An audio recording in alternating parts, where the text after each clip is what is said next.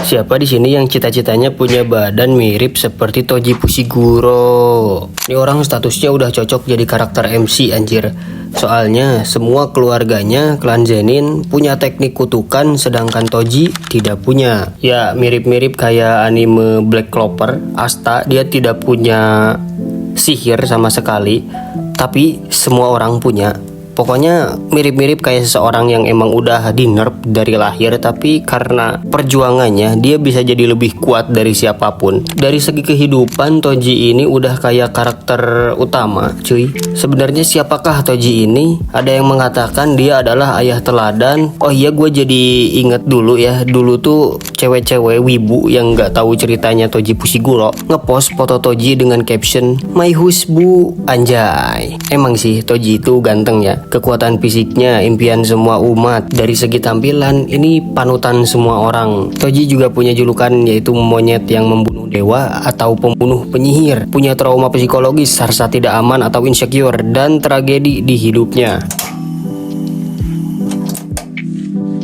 Konon katanya, jika Anda bukan anggota keluarga klan Zenin, Anda tidak layak jadi penyihir jujutsu. Jika Anda bukan penyihir jujutsu, berarti Anda bukan manusia. Toji lahir tanpa energi kutukan sama sekali yang membuatnya dianggap sampah oleh keluarganya sendiri. Toji itu dilecehkan secara fisik dan mental sejak lahir. Terus ada bekas luka di mulutnya. Nah, itu adalah hasil dari saat dia dilemparkan ke dalam kerumunan roh kutukan oleh keluarganya sendiri, cuy. Sebagai bentuk hukuman, anjir, keras emang. Toji belajar menghilang juga bukan karena sebagai teknik bertarung, tapi sebagai cara bertahan hidup karena dia selalu berada di bawah bayang-bayang para penyihir berbakat klan Zenin.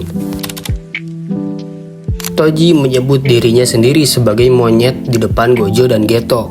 Ini bukan sekedar ejekan, tapi kata-kata yang digunakan klan Zenin untuk mencuci otaknya sejak kecil. Meskipun Toji ini sangat kuat ya, Toji itu tumbuh dengan perasaan yang tidak dihargai. Hal ini membuatnya menjadi pembunuh bayaran yang dingin, yang tujuan hidupnya adalah membuktikan kepada dunia dan dirinya sendiri sih, bahwa dia itu cukup berharga meskipun tanpa sihir. Perbedaan Toji dan Maki itu berjalan pergi untuk menghancurkan sistem dari luar, sementara Toji menginternalisasi kebencian klan Zenin. Dia menjadi tawanan dari rasa benci dan harga dirinya sendiri.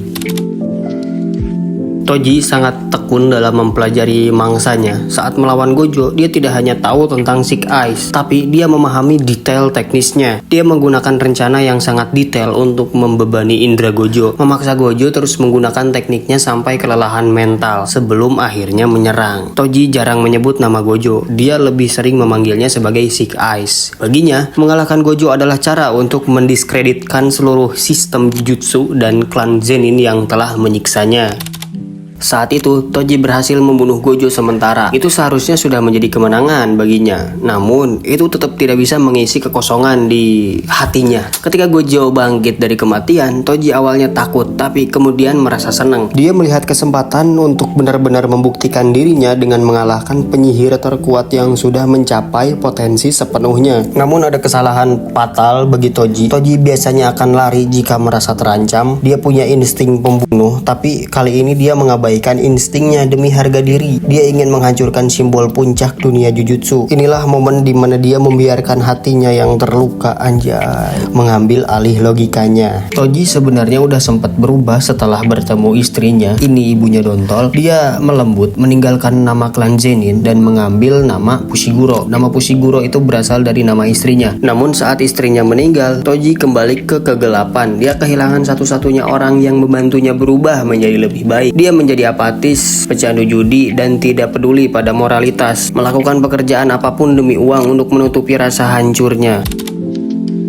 Toji sengaja menamai anaknya Megumi yang berarti berkat. Baginya, Megumi adalah satu-satunya hal yang murni dan tidak terodai oleh gen terkutuk atau trauma masa lalunya. Kenapa dia ingin menjual Megumi ke klan Zenin? Ini tuh bukan menjelaskan bahwa dia itu kejam ya guys, tapi dia merasa dirinya adalah ayah yang hancur dan tidak stabil, dan dia tahu Megumi itu punya bakat besar. Jadi dia percaya klan Zenin akan membesarkannya lebih baik daripada dia. Baginya itu adalah cara paling terbaik untuk memastikan masa depan Megumi. Namun di saat-saat terakhirnya, dia memberikan informasi tentang Megumi kepada Gojo. Jadi dia mempercayakan masa depan anaknya kepada orang terkuat yang membunuhnya. Berharap Gojo bisa mendidik Megumi lebih baik daripada klan Zenin.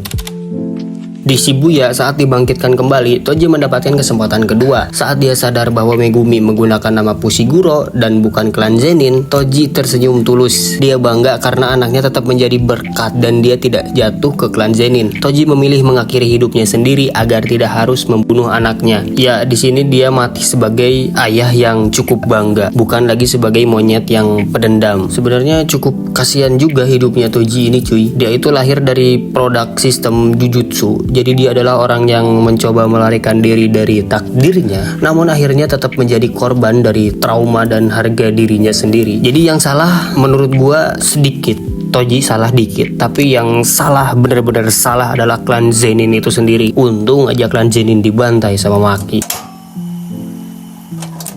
Oke, mungkin hanya sampai di sini aja. Gimana menurut kalian? Oh, disclaimer dulu, video ini penuh ketidakpastian. Yang nonton wajib 36 tahun ke atas. Oke, mungkin hanya segitu. Kalau ada yang kurang silahkan komen aja.